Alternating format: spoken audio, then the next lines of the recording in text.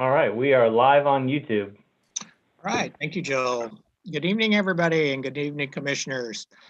Welcome to the City of Branson, Tuesday, January 5th, the year 2021, first meeting of the year. So I want to thank all the commissioners for their attendance and for their spirit of volunteerism, and hopefully we'll have a great year and look forward to working with Joel and the staff. I always appreciate them and everybody else who's listening in for that. So Joel, better make sure we got enough people here. Would you call roll for us, please?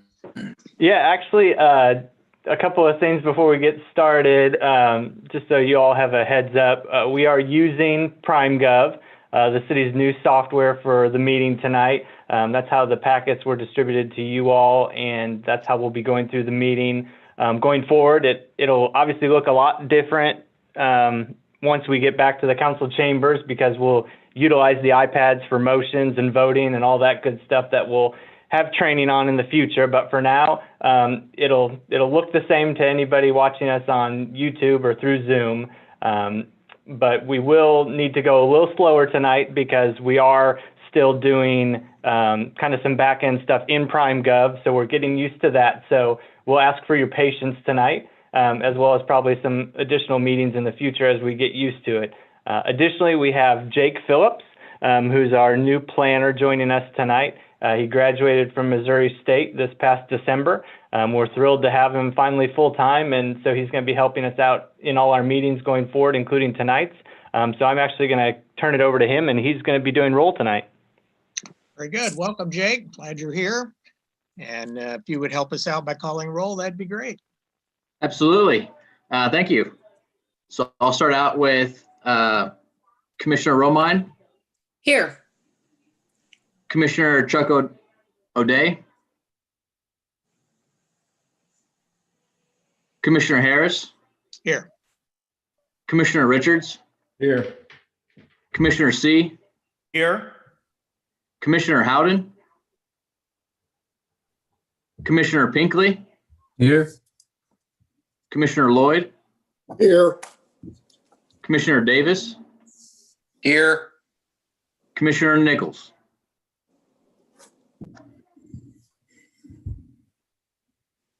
And that is roll. Okay. Now, I believe we have 7 commissioners present, so we do have a quorum tonight. okay. Thank you very much, Joel. Thank you, Jake. As people listening in and watching in know, if anyone wishes to leave comments in regard to what occurs tonight or any other time for the city, they can go to bransonmo.gov/public comment. And of course, in regard to the items here, you can always email or call Joel over at the planning department. So appreciate everybody's help with that. Takes us a little bit to the regular agenda. We did have a set of minutes that Joel included for us. And did any of the commissioners have any additions, deletions, changes, comments about the minutes from the previous meeting on December 1st? Hearing none, the chair would entertain a motion to approve the minutes from December 1st, 2020. So moved, Mr. Chairman. Thank you, Commissioner Romine. Romine. Second, Davis. Davis, thank you. Any other comments by the commissioners? If not, Jake, if you call roll again for the approval of the minutes.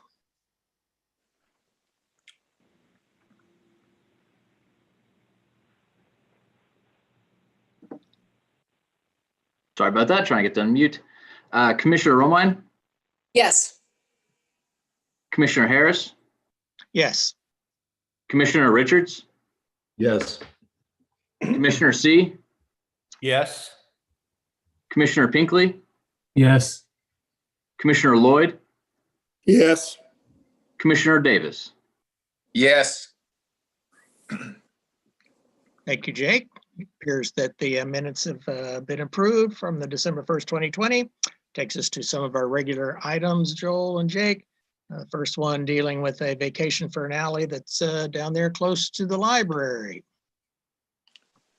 That's correct. This first item is a request to vacate an alley connecting 3rd and 4th Street within Block 17, Branson Subdivision, Branson, Missouri. The applicant, as you can see, is the City of Branson. As we were made aware, there was an error in this request that was previously brought before probably the Planning Commission and definitely the Board of Aldermen back in 2005. We'll go through those details as we get into the presentation, but again, it's simply to vacate an alley or a portion thereof that you can see in the screen tonight. You can see at the far end of the alley in the image on the screen a vehicle, and beyond that is a tree, and beyond that is the Taney Hills Library that very much sits within the middle of that alley, and then you see CenturyLink buildings on either side of the alley from this vantage point. Next slide is our vicinity map showing not only the aerial but also the utilities within the area. We've highlighted again the alley between 3rd and 4th Street here. However, I do want to call out at this point that our vicinity maps do show the entire alley being proposed to be vacated. It is actually only the portion of the alley that the Taney Hills Library sits over. That reflects the exact same request that was brought forward in 2005. It is not the entire alley. It's only the portion on the Taney Hills Library property. Next vicinity map is the zoning, showing that these parcels included within this request, but also those between Pacific and College, are all zoned neighborhood commercial. And then you'll notice community commercial properties to the north, as well as some downtown to the northeast. And then there's some medium density residential properties to the south and southwest. The existing land use map showing quite a bit of different uses in the area. There's some residential uses, which are the yellow to orange tones, and we also have commercial uses, the pink or salmon and red colors, and then you also notice some blue, which are institutional uses scattered throughout this area as well. Next, we have the orthometric views, as we always provide, just in case we need them during the discussion. And then just simple summary of the request. Again, as I mentioned earlier, it was brought forth initially back in 2005 and approved by the Board of Aldermen February of that year. We have the ordinance number listed. It was then taken by the city to the county, as with these types of items, to get recorded in October of that year. However, at that time, our guess is the county realized there was an error within the provided legal description to the extent that they listed it as Block 7 instead of Block 17. A pretty minor error, but it was listed that way throughout all of the documentation, so therefore it was unable to be vacated the way it was intended to be. And there was never anything done after that point, whether that was the county never communicating with the city or the city just never following through with fixing it until here we are today. As I said, we were notified about the error, and so we're just simply trying to clean it up. And to do so, we have to go back through the typical process, which is to you all and then the Board of Aldermen. Unfortunately, this error over the past 15 years has caused some issues for the Taney Hills Library, thus making their building non-conforming for being built over an alley. So they've been trying to get a clean title ever since, and this will definitely help them finally achieve that some 15 years later. Per state statutes, once the alley is vacated, or at least this portion that's adjacent to lots 9 and 12, as well as 13 and 16, it will just simply be divided up amongst those property, and we're hopefully going to be working with the library to combine their properties into one to further reduce that nonconformity that they have. So pretty simply, as you've seen here, staff recommends approval, and happy to answer any questions. Thank you, Joel. Do any of the commissioners have any particular questions or comments of Joel or Jake at this time? No, Joel, did we get any comments from any of the neighbors, the utility companies, et cetera? No, we did our normal notification process and did not receive any notifications from anybody that was sent any. Okay. Any other questions or comments by the commissioners? No, hearing none, then the chair would entertain a motion for resolution VA 20-00001 which is a request to vacate an alley connecting 3rd Street and 4th Street within Block 17, Branson Subdivision, Branson, Missouri. I'll make that motion. This is Mr. Lloyd. Thank you, Bill. Second. Second. Thank you, Mr. Richards. Welcome. Anyone else have a question or comment before we call roll to vote? Nope. Jake, if you would call roll to vote for this particular item, we would appreciate it. Okay, call and roll. Commissioner Romine, Yes. Commissioner Harris, Yes. Commissioner Richards, Yes. Commissioner C, Yes. Commissioner Pinkley, Yes. Commissioner Lloyd, Yes. Commissioner Davis. Yes. Motion is carried. Motion is carried. Thank you, Jake. Joel, I believe we have another one dealing with low density residential. Yes. First, I'm going to really quickly admit our applicant, Matthew Creedon, is joining us this evening for this item. Okay. So getting into it, it is a request for low density residential, LDR, zoning for the property located at 287 Hunter Avenue in Branson, Missouri. The applicant on this request was actually Ashley Snow, who does work for SMBZ LLC, who is the owner of the property, and who Matthew Creedon also represents, who's joining us this evening. It is currently zoned nothing, unzoned, as it's going through the annexation process. And again, the request is for low density residential. This is on Hunter Avenue, and if any of you have been down that way, it's not that developed compared to other areas of the city. As you can see from this image, it's very much wooded and vacant, but they're looking to add a single family home, which will be great. An aerial on our next slide showing the vicinity of this request, again highlighted by the fact that it's not yet been annexed into the city. You'll also notice there's another property just to the west that's also outside the city limits. You'll notice, as I mentioned, that this area is pretty underdeveloped, especially immediately adjacent to this property and also the area to the east. Next vicinity map showing the zoning, quite a bit of low density residential in this area, all the properties for sure surrounding the subject property. And then the proposed zoning matching that area of low density residential. Existing land use showing that it's mostly low density residential use, which reflects the zoning. And then we do have quite a few, as already stated, vacant properties in the area as well. And then our orthometric views in case we need them. And then the information of the request itself, as we've talked about the annexation, it was requested to the city back in November. We've been working with the applicant through that process due to the December meeting being canceled for the Board of Aldermen. It's delayed it a little bit, so we're looking forward to taking that to them in January for their consideration. The current conditions of the property, it is about a quarter-acre property and undeveloped and wooded. And as mentioned, they're looking to put a single-family residential structure on the property.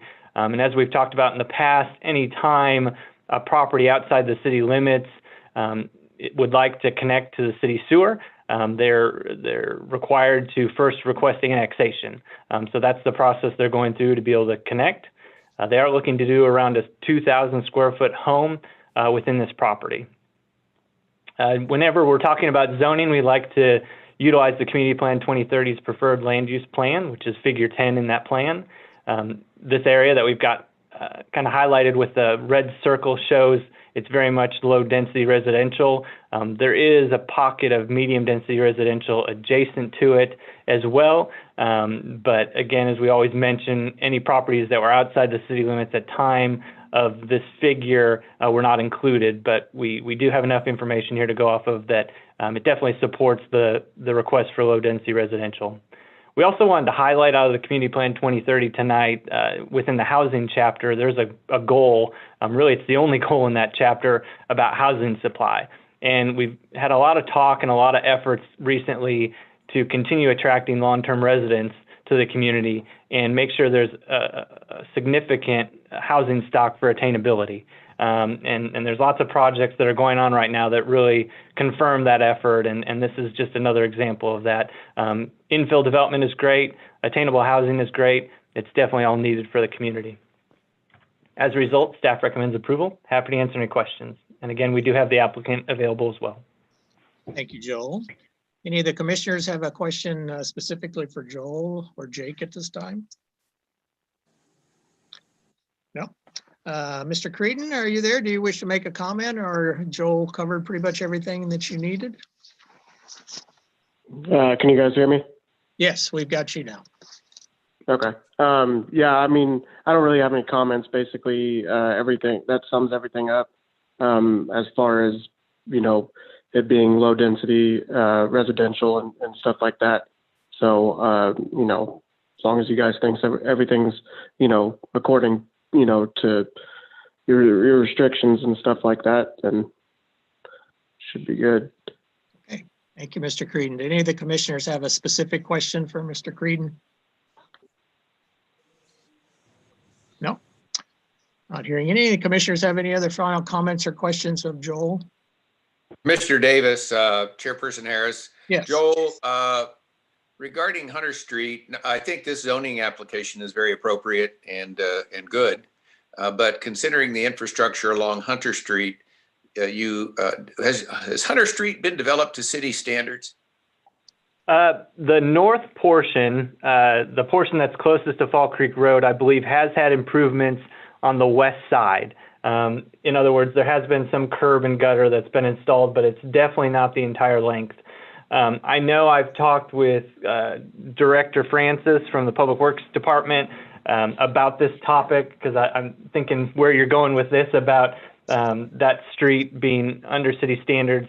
When we talked about the vicinity map, and I can go back there real quick as well, you know, being that there are other properties that have previously been developed along Hunter, there was definitely a missed opportunity as those were developed to improve the street. I don't believe the Director Francis has had any conversations with the applicant about improving their portion. It is something that, you know, he's been thinking about and looking at, but didn't at the time of our staff report have any great decision that was made about how to move forward with improvements to Hunter Avenue. Okay, thank you. I was just curious about that. That ultimately should be in the scope of the city or the plan to develop that street to standards. And I just wanted to maybe alert this property owner to if there's any additional right-of-way required or elevation changes that are going to occur because of that street development in the future. It would be nice if the city could inform any applicant of that might be building along this area. Yeah, they obviously are going through the building permit process as well to be able to construct the home, and I will definitely circle back around with Director Francis and make sure that we're in communication with the applicant about that topic. Thank you. Alderman C. Yes, Alderman C. So Joel, if they're going to be annexed in, that means they're going to have a hard surface driveway? Yes, they will have to have a paved driveway. That's correct. Right. So, I mean, where they could... Or concrete. Yeah, where they could improve their stretch there, maybe curbing a driveway apron, is it? And if they went to those lengths and then we decided to come in and improve, it would be able to tie that in? Yeah, the only reservation that I would have, again, kind of doing this without consulting the Public Works Director who would have the final say on it, but you run the risk of having the applicant make an investment and pay money, and it may not match, as I think Commissioner Davis was starting to allude to, matching the road profile or the new development of that road, and it could then eventually be ripped out to be redone. So you'd hate to see somebody not spend money wisely. One thing that's fairly common, although the city of Branson doesn't do it very often, if at all, is when properties are developed along certain areas that require improvement, is there's a fee, if you will, that's gotten from the property owners, and once everything's developed and the city's recovered the amount of money for the improvements, the cost of improvements, then that's when they're done. That's an option. Again, it's something the city hasn't utilized in the past, but that was one of the topics that Director Francis and I were talking about, how we could address this going forward. Gotcha. So would the city allow them to just do the driveway minus the apron, and they would have a little void there? That's right. The requirement is within their property. So from their property line or the edge of the right of way into their property, that's what needs to be paved. They're not required to pave anything in the right of way. Gotcha. So they could easily tie it in. I would hate to see you do a nice big old apron and have it get plowed up. That's Where right. if it just ended blunt ended the driveway there, then it could conform if improvements were made in the future. That's right. And given the width of the right of way, there should be enough opportunity to do a proper tie-in wherever they set their driveway to, the future road. Okay, thanks.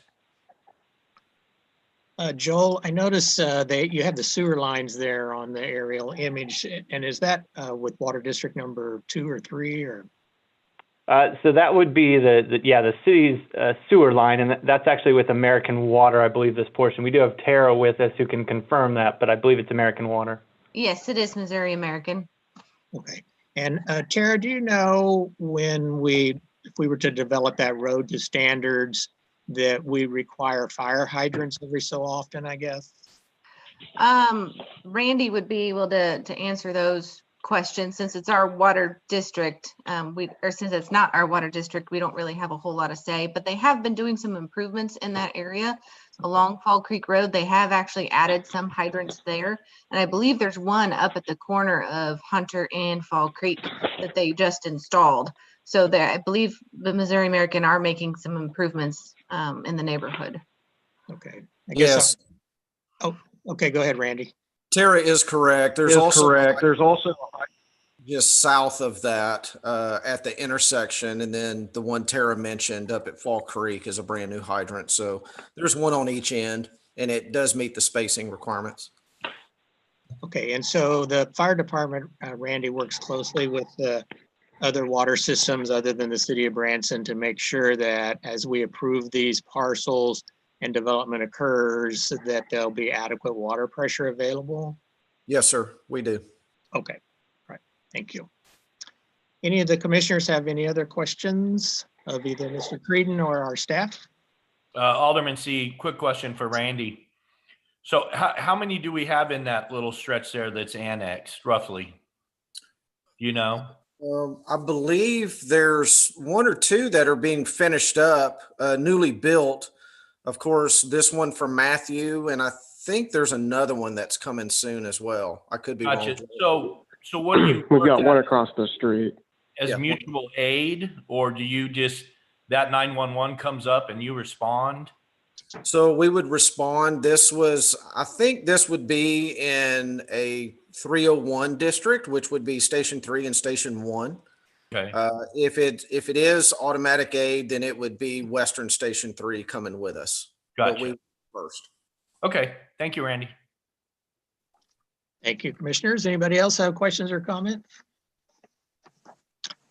Hearing none, then we're looking at resolution number Z02000008, which is a request for low density residential zoning.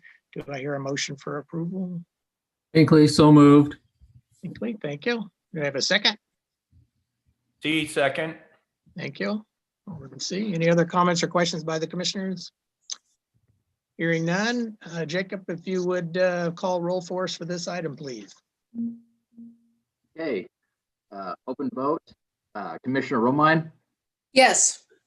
Commissioner Harris, Yes. Commissioner Richards, Yes. Commissioner C, Yes. Commissioner Pinkley, Yes. Commissioner Lloyd, Yes. Commissioner Davis. Yes. Motion has carried. Thank you, Jake. Joel, I believe we have one other item for discussion led by staff tonight. We do. Thank you, Matthew. You're free to go. Thank you. Appreciate it. So our last item this evening is a discussion or continuation of our discussion of a municipal code amendment to Chapter 94 zoning pertaining to theaters and recreational vehicle parking. As you may recall, we first started talking about this back at our November meeting in 2020. The discussion really came about after we had a couple of items brought to you all last year regarding the parking of recreational vehicles at a theater off of 248 on the north side of town. Specifically, after the November meeting, we were asked to conduct a survey, which was a great idea of our local theaters to kind of get their input on the topic. So Jake created a survey. We opened it in December on the 9th and gave them around 2 weeks and then closed it on December the 21st.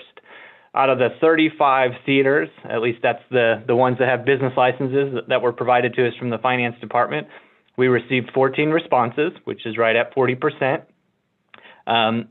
It was a pretty short survey. We were able to get it to 11 possible questions. However, that was based on certain questions, whether or not they answered yes or no, it would trigger some additional questions. And we'll highlight as we go through the results which ones those were. So not too many questions, but good participation, we thought, for the topic, and everybody provided an additional comment at the end, even if it was no comment. So it was good to see everybody answer all the questions and complete the survey without, I guess, failing to answer some questions along the way. So with that, we'll jump right into the results. The first question was pretty straightforward. We asked them, how long has your theater been in operation? It was a pretty even split of theaters that were open more than 30 years, which is quite impressive. And then the other half was open less than that. That was kind of our halfway point.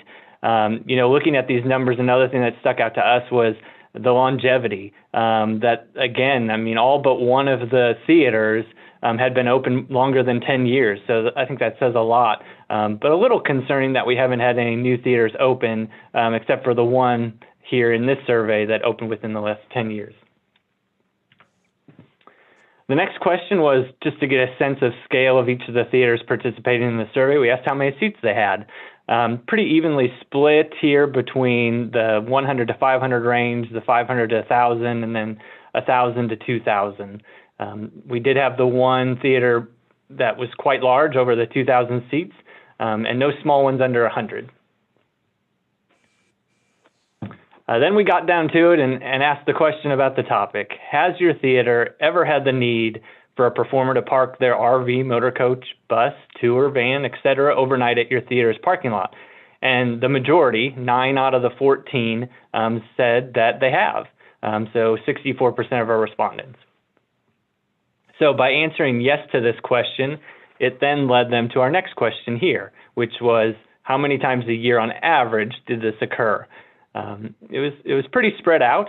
I think 2 was the popular number here with 3, but you also see that there was 3 survey respondents that had this happen on their property 5 times or more within the year. Again, based on them answering yes to that question 3, we then asked how many days on average was each occurrence.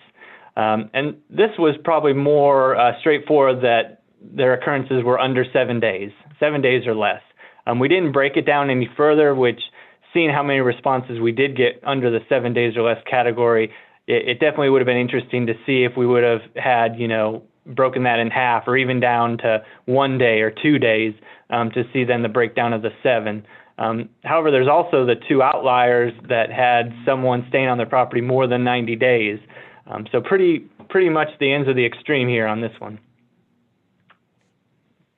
Again, sticking with those that answered yes to the earlier question, we then asked how many vehicles on average were included with each occurrence. And pretty overwhelming here, low amount of vehicles. It was either 1 or 2, with the majority being the single vehicle.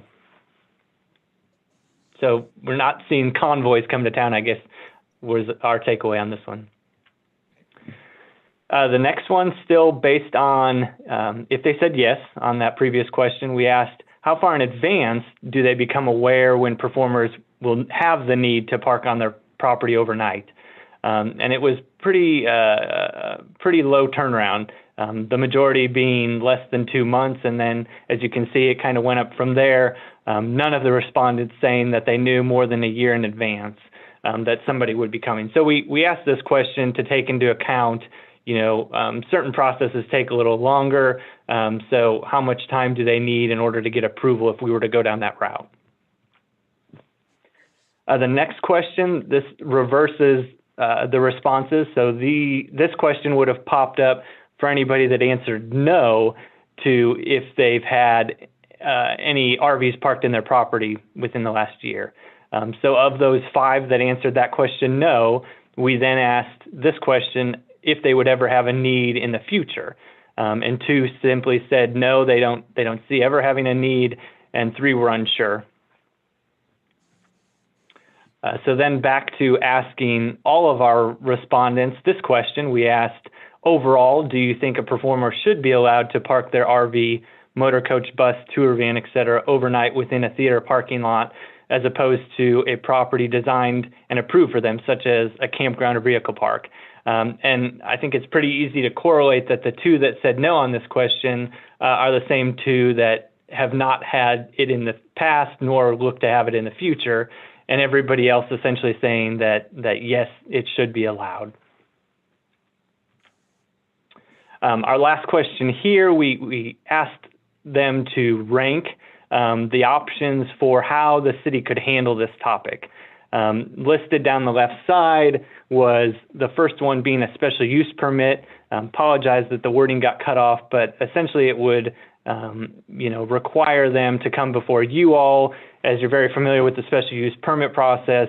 However, any approval more than likely would run with the property and not require any subsequent requests or approvals. And then the second one being no change, no permit required, no approval required to have the ability for overnight parking. And then the third one was through a temporary use permit requirement. That would be an annual process that would be handled by staff, but again, it would have to be done on an annual basis to have the ability to park recreational vehicles on theater properties. And then the last option was simply that the city should not allow overnight parking as it currently is stated in code. So looking at the way the bars are laid out next to each one of these in the orange and blue tones, kind of the takeaway to explain how this is, the really dark orange, that was those that responded that's their first choice. They ranked that the highest as being their most desired. And then the dark blue are those that chose the options as their last choice. So kind of taking this a step further, that fourth one, do not allow overnight parking, there was a strong majority that put that as their least desired option. And you do see those 2, and it's pretty easy to make that connection to the previous question again, that there were 2 that just don't see any opportunity or desire for overnight parking, and everybody else does. So you can easily see that correlation with that last one. And then it was pretty mixed from that point forward, whether it was between either a special use permit or no change at all. We really didn't get any strong opinions one way or the other for a temporary use permit process. So what does all this mean? First, sorry, getting ahead of myself. Of the 14 participants, we broke down the comments that they provided, and we were able to clump them into 4 categories. The first one being that we had 5 participants that really felt strongly that the special use permit was a good way to handle this, but only if someone wanted to exceed a maximum number of days per year, or there was some other conditions involved with it for longer stays or more vehicles. Then the next group was 4 participants that just felt strongly that the city should not be involved in this topic. We should not be looking to regulate theaters or private property in general. And then we had a single person that felt like the city should only be involved when it's having a negative effect on neighboring properties. And then we had 4 just simply put no comment. So just kind of, again, I think it reiterates what we saw here on the previous slide as to whether people felt strongly about a certain option or not. So as I said, we wanted to put together just a simple recommendation for you all to consider as we've talked about this topic now a couple times. And we have 2 pretty basic recommendations to carry this topic forward. The first would be to modify Branson Municipal Code Section 86-353C. This is the code section that currently states that there is to be no overnight parking of recreational vehicles on any property within the city limits except for those designated for such use. So that being our campgrounds and our vehicle parks. So we're suggesting to modify that code section to not allow recreational vehicles as it currently does, but build in an option for theaters anytime recreational vehicles are going to stay on a property less than 7 days and less than 5 occurrences per year, and that no more than 1 recreational vehicle at a time. So long as they were underneath those thresholds, they wouldn't have to come and get any special permitting or approvals or anything like that. And it would provide clarity to code, because we definitely heard from the theaters as well as some of you all during the last conversation discussion that, we have this code that exists today. However, we're all aware that many theaters, and obviously from the respondents that we got in the surveys, that are actively having RVs on their property as we speak. The second recommendation is to also create supplemental use standards when overnight parking at theaters exceed any of the limitations above. That way, with the supplemental use standards, we can provide a road for properties to still have that opportunity, but it would create more safeguards in place so that we're not creating negative situations for adjacent property owners, and that would be through a special use permit process. So they would come to you all with a site plan somewhere on their property where they can designate for overnight parking, and they would ask for how many nights a year, how many vehicles a year, how many occurrences. All those things would be spelled out through that process. Again, if their desire is to exceed those thresholds that we would list in Section 86-353. So with that, ready to turn it over to you all and hear your thoughts. Thank you, Joel. I appreciate your time and Jake's time with putting the survey together and collecting the data and putting it out there where we can take a look at it. It's a good way to get some discussion going on that. So we'll open it up. Do any of the commissioners have a particular comment to Joel at this time as we kind of look forward on this particular idea? Alderman C. Yes, Alderman C. Question and a comment. So on the overnight parking, we've been talking about theaters through this whole thing. Are we going to have a clear and precise definition of a theater so someone doesn't try to loophole this for another type of business or something? Yeah, we definitely have definitions of theaters in the zoning code, and we'll work with the city attorney whether or not we need to have that definition carried over into 86 as well, or if there's an opportunity to put theater in the front of the code book so that's defined throughout. Gotcha. And then the comment would be the participant who was 90 days or more. I'm assuming this was an anonymous. And we did not get any information on how people responded. I would assume that might have been our previous applicant.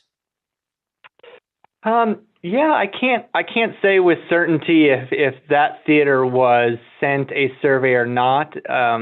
It was based on those with active business licenses. So again, we don't know who responded, and I'd have to go back and double check if they were sent a survey. Yeah, because I know that there's 2 operations in town that have that same need for the housing. I mean, they've bought hotels and this was an option that allowed them to not have to have the hotels while in Branson and hook those things up to trucks and tour. So yeah, it was a good idea and a win-win, but there's 2 entities in this town that operate under those same type of procedures. So like I said, if it's anonymous, it just seems like they would be the ones that would be asking for 90 days or more. Sure. Okay, that's all I got. Thank you, Alderman C. Any other commissioner? This is Commissioner Pinkley. Joel, I didn't hear anything about hookups. Is that part of this at all, or does a vehicle sit there for the entire time, or is it used during the day for transportation, or what? So again, through the supplementary use standards, if they're looking to have more than 7 days per occurrence, more than 5 occurrences per year, more than one vehicle at a time, absolutely that would be part of that supplementary use standard kind of listing, if you will, that they'd have to comply with. Because we would then see that as a more intense use versus, having it limited throughout the year on a property. Thank you. And also we'd want to be sure that, definitions are very critical to the zoning code to make sure we're all talking about the same thing.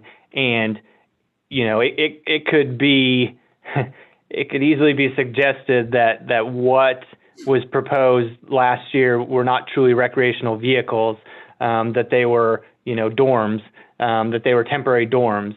And so I think whatever clarity we can provide from that standpoint to this topic through definitions, to make sure that, we're talking about recreational vehicles and not the other, would help this conversation as well. Thank you. Commissioner Davis. Yes. Yes, Joel, thank you for going to the effort of the survey. I think it provides some direction and clarity and a little bit better idea of the theater industry's needs, which we do want to support. I would be a little bit concerned about the definitions as have been brought up. I wonder also if it could be limited to particular zoning district. If you have a theater downtown where there's little or no parking, I seriously doubt that this is a very good idea in downtown parking lot zoning. Those sorts of concerns, I'm sure you're still thinking about and talking about, and we'll see this in a more refined way later. I don't have too much heartburn about 7 days a year or whatever the proposal comes up with them just as if you say dry camping or the motor coach or whatever the definition is of the entertainer that's and the band that's in this vehicle that's staying overnight for a few nights in a row. I don't necessarily mind if they don't have a hookup for that sort of low impact service, but if it extends past whatever length of time, number of days per year, then certainly I agree with Commissioner Pinkley. There needs to be some language that requires hookups as if we're providing a sanitary climate for them to live in. But thank you for your effort, and I think that was a time well spent. Yeah, you're very welcome. One thing we also learned through this process is all the different classes of motor vehicles and motor coaches and caravans and what have you. And a lot of these theaters, that's probably the one question in retrospect that we didn't ask that there would have been an opportunity to ask about is, what is the type of vehicle that people are parking on your property? Because my sense is more often than not, it's the tour buses that are well equipped to allow people to stay in them. They have their, they have facilities, they have restroom facilities, that are probably better than some people's homes. And so that may be something we look into further on this topic as well, if there's an opportunity to better define what type of vehicle as opposed to just generalizing it. I think that's a good idea. I agree. Thank you, Joel. I think from listening to the commissioners, we're looking at needing some more time on your part to come up with some specifics and definitions and those types of things. So I look forward to seeing how you deal with some of those issues on specificity. And as you said, definitions are huge in all of this, and we've learned that through the years. So getting it just right and in writing is very important for sure. So any other commissioners have any comments or questions of Joel from the discussion? Alderman C, quick ones. Sure. Yeah, Joel, I like the recommendations there because it looks like they could do 7 days, 5 times a year, but we do have number 2, which allows us to customize it if need be. That's right. Yep. Okay. And, I know it's a small sample size, but it seems like there's an appetite for this kind of thing. And, but we would really want to focus on the definitions as everybody has said here, because you know, it should be Class A's or Class C's, and which are motorhome chassis type of things. I would hate to see fifth wheels and bumper pulls and things like that. I mean, you know, they're not as well. Some of those fifth wheels are pretty fancy and they have generators and you can dry camp for a while, but I don't know, because they would want to unhook it. It looked like a trailer sitting in a parking lot. So those are just my thoughts, but I'm sure you're going to refine that for us. Yeah, absolutely. But appreciate the feedback for sure. Good, thank you. Any other commissioners have any questions or comments for Joel? Commissioner Richards, hey Joel, more of a curiosity question. Sure. How'd you come up with the 7 days, 5 occurrences? Just how did staff come up with those parameters? Just curious. It was based on the survey results and just kind of looking at where the theaters are today. What we took away from the discussion in November was there seemed to be some compassion for theaters that are allowing parking today to operate and to bring in acts to the community, which, you know, was important. And so we used that as a starting point. That makes sense. Good job. Hey. Thank you.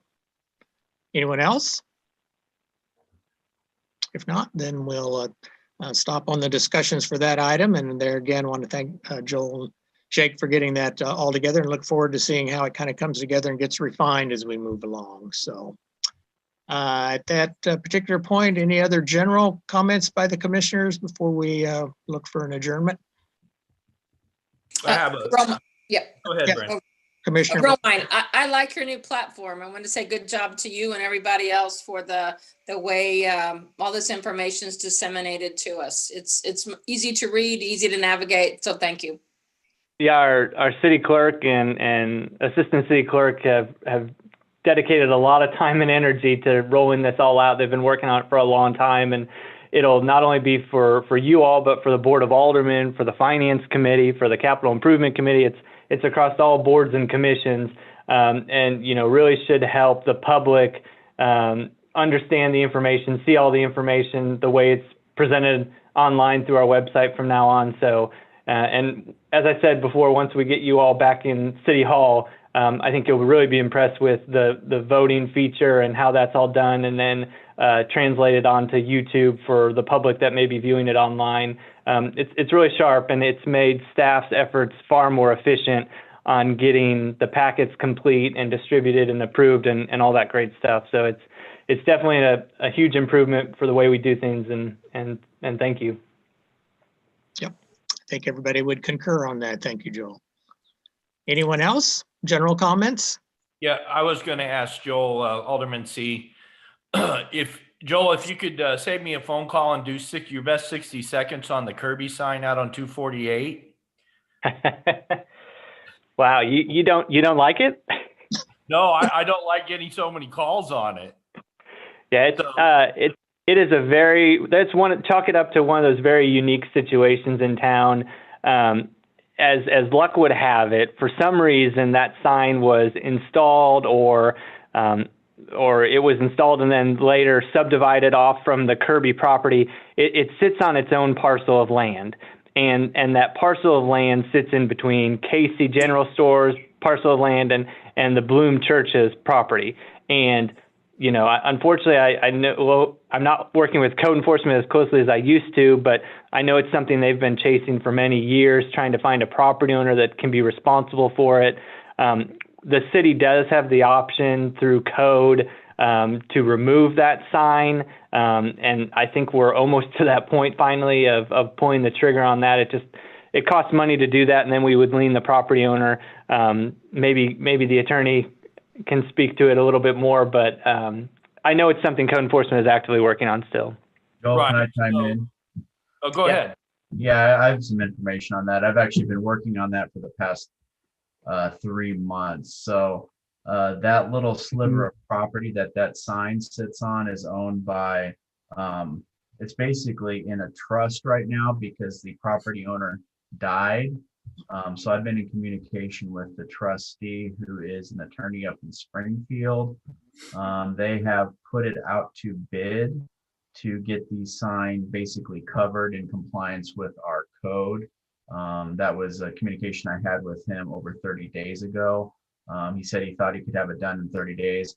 Ironically, I followed up with him this morning about 9 a.m. just because of my tickler system in my computer box. And luck would have it, suddenly I started seeing Facebook posts about it on social media in the afternoon. So kind of serendipitous, but we have been in communication. I think we're going to get it resolved to where the signage is covered appropriately in compliance with city code here shortly. And if not, my next step is I've talked to the attorney about the trustee that we'll have to seek basically some corrective action over in Forsyth and state court. Right. So that sliver of property is a pretty common thing. As a matter of fact, I do it myself on my monument signs on my property. Well, I own that little piece and the sign. And it's, if I ever sold the property, I still have the rights, advertising rights and things like that, or I'll lease it back to them. So would one of you want to, just for an FYI shortly, let us know why we have all kinds of monument signs like Who Shot JR's Hotel or Motel and that are standing, like the one at the car wash across from City Hall, the non-conforming sign issue? I can speak to that as well as probably the attorney, but I'll start. So the one at JR's, the situation we ran into is so long as there's a structure on the property, they can have a sign. The code speaks to when a structure is removed, so shall the sign.